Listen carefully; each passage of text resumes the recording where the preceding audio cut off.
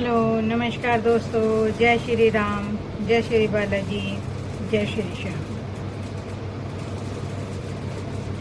दोस्तों, आपको मालूम है कि मैं हमेशा आपके साथ में हनुमान जी के चमत्कारों की कहानी लेकर आती हूँ और आपको इस तरह की कहानियाँ ऑकल्ट से जुड़े हुए अलग अलग तरह की बातें हम हमेशा करते रहेंगे। तो आज मैं उनका एक छोटा सा प्रसंग आपको सुनाना चाहती हूँ। हनुमान जी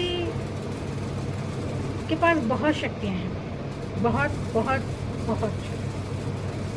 लेकिन अगर हमें सीखना है उनसे, तो उनसे विनम्रता, उनसे भक्ति हमें सीखनी चाहिए।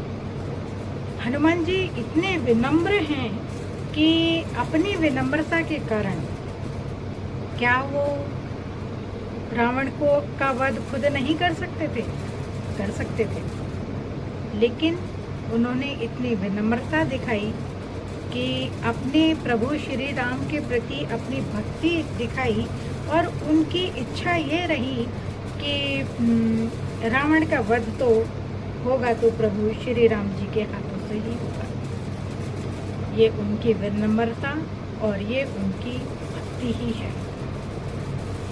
दोस्तों, आज मैं आपसे बात करूंगी बेड़ियों में बंधे हनुमान जी के बारे में। आपने सुना होगा कि हनुमान जी भी कभी बेड़ियों में बंधे थे और शायद जगन्नाथ धाम में बेड़ियों से बने हनुमान जी का एक छोटा सा मंदिर भी है।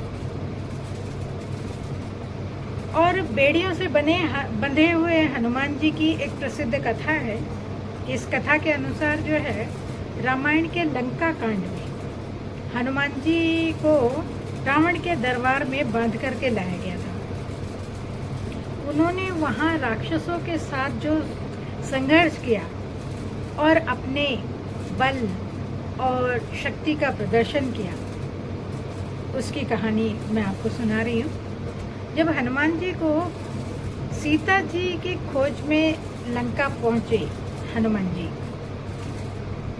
तो उन्होंने सीता जी को अशोक वाटिका में ढूंढ लिया और भगवान राम का संदेश सीता जी को दिया। और सीता जी का संदेश लेकर के जब वो वापस लौट रहे थे भगवान राम के लिए,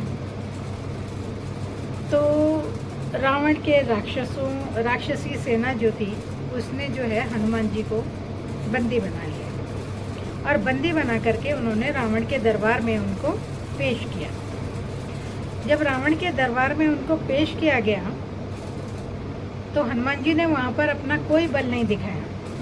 वहाँ भी उन्होंने अपनी विनम्रता दिखाई। वो विनम्रता उन्होंने इसलिए दिखाई क्योंकि वो रावण को अपना संदेश देना चाहते थे, भगवान राम को का दिया हुआ संदेश वहाँ तक पहुँचाना चाहते थे।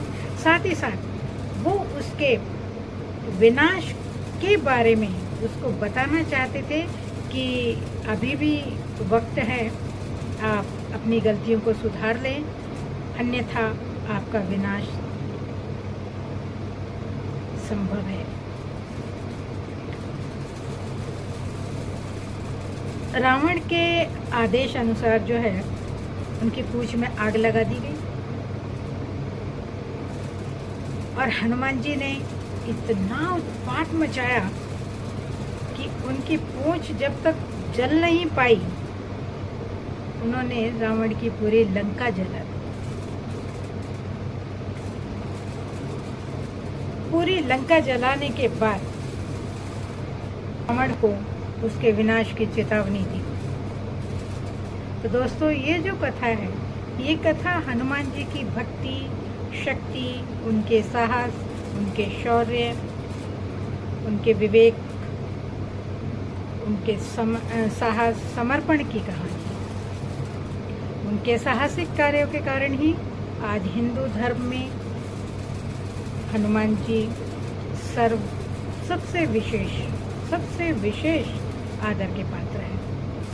मैं हमेशा आपको हनुमान जी के चमत्कारों की कहानी, भगवान के चमत्कारों की कहानी आपके जीवन में, मेरे जीवन में या किसी अन्य व्यक्ति के जीवन में हुई कोई इस तरह की घटना जो कि ऑकल्ट से रिलेटेड है या भगवान के चमत्कारों से रिलेटेड है, हमेशा आपको लाती रहूँगी और सुनाती रहूँगी।